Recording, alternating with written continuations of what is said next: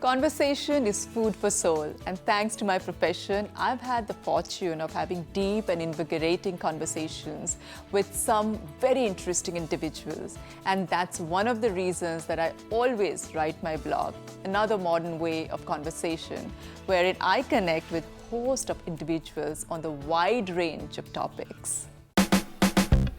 And today in my first segment, I have with me Max, aka Max of Arabia, and Tala Saman, two of the most prolific and widely followed bloggers of UAE. While Tala is a name to reckon with in the field of fashion blogging, Max, on the other hand, thanks to his half British and half American origin, raised in Middle East, coupled with the added advantage of speaking Arabic, is opening up a new world for both expats and Arabs on various topics. And with them in my studio, I'm all set to understand and learn more about the art of effective blogging. Tala, I'll start with you. So how did you start blogging?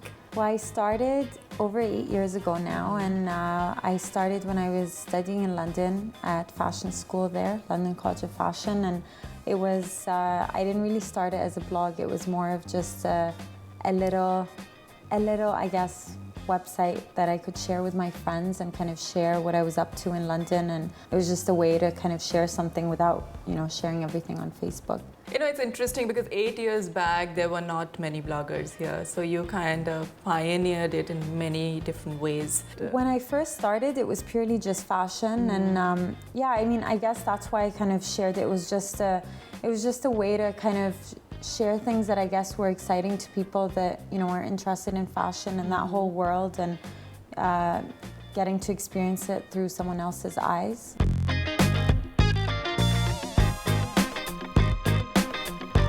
Max, coming to you, how did Max of Arabia started? It was kind of by accident, right? Since Instagram started, I've been on Instagram. Before that, I was really active on Twitter, and I was always just my name. But people started figuring out that I speak Arabic and that I really like the culture. So some people called me it, and I was like, you know what? I like how that sounds, so I swapped.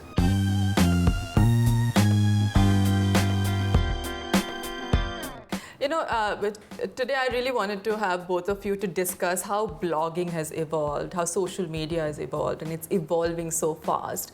But there's just so much hard work that goes behind the scene. It's easy to see all that, all that we see on social media, all that we read that's coming out of bloggers.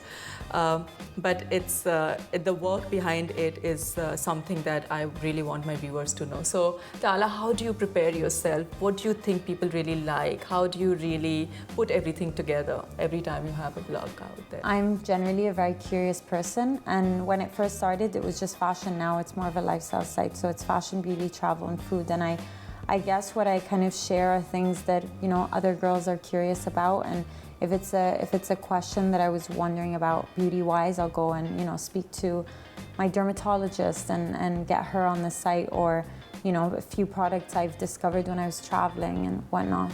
What are the things that you are curious about? It has to be what you're interested in, right? And so for me, I'm pretty much sharing my life and sharing where I go, what I do, what I eat, but also sharing my view on things that I see.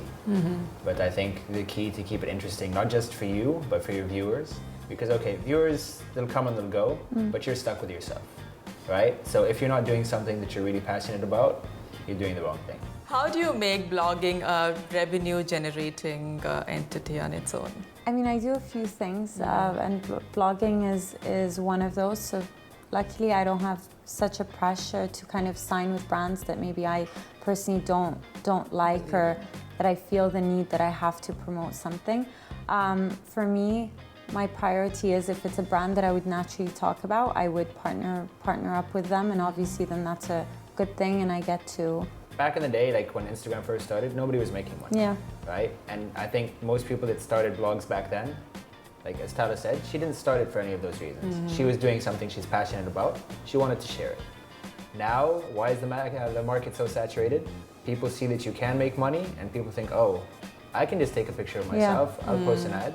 But again, like back to what Tala said, unless you're doing something, or like if you're doing advertisements, unless you're doing something that you'd already use or you like, it's pointless, right? Because you represent yourself, you're a brand, right? And if I go and I advertise something that's not me, everybody's been following me for a long time. They lose know trust. it, and you lose trust, you lose your audience, you lose everything that made you valuable to them in the beginning. There are a lot of people who want to get into it, and I'm constantly meeting people who are asking questions about the same thing. How do you start and how do you sustain it? What would be your message to them? I think if you start it for the wrong reasons, because I guess a lot of people kind of get into it, they're like, bloggers are making so much money, like I need to get into this, I don't know how to start. Yesterday I met someone that was like, how do I get followers? And I think having that mindset is the worst mindset to start with, because like Max, I started and my priority was just, I was enjoying it. You know, I was doing it because I enjoyed it. It wasn't, I wasn't looking at it as a career. I wasn't looking at it as like a long-term thing. And I think that whole gradual process was vital. The only difference I'd say for me is historically, like if you wanted to be an actor or something, there are certain channels that you'd go through, there's certain outlets that you could use.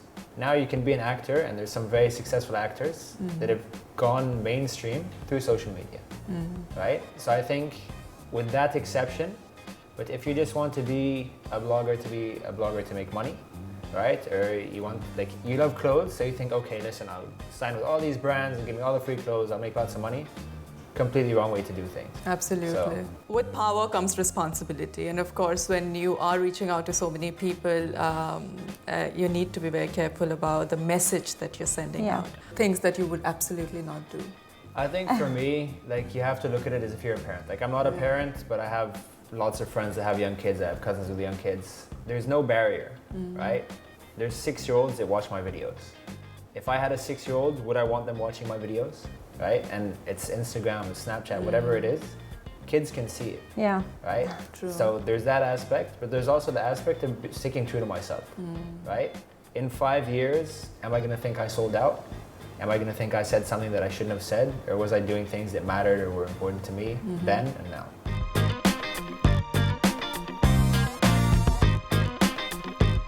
Last but not the least, do you think blogging can ever become the only career people could have?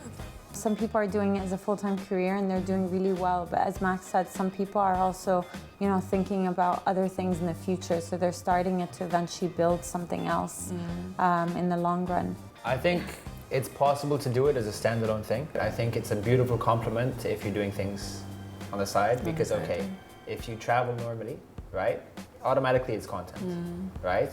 If you're into cooking, it's content. If you're into fashion, like designing your own clothes, it's content still, right? So I think the most successful bloggers are the bloggers that don't just blog, but that also do something, because that creates content that nobody else has access to. At the end of the day, it's really about the content that you're putting out. It has to be interesting, it should be informative, it's for, and something that people can learn from and have fun with. And a reason for people to follow you. Exactly. I feel like there's so many bloggers, and you know, a person can follow so many people, but they need to be different, they need to kind of add the uniqueness. Yeah. Thank you so much for coming on the show. It was very interesting chatting with you both, and I'm sure my viewers really learned so much. And anything if they want to ask you, I hope you guys are there to answer. For sure. Great, thank you. Thank you so much. To blog is to share, to connect, to create, and to inspire. And I'm hoping that this segment has surely given you some interesting tips on the art of blogging. So go all out and express yourself effectively, interestingly, and relevantly.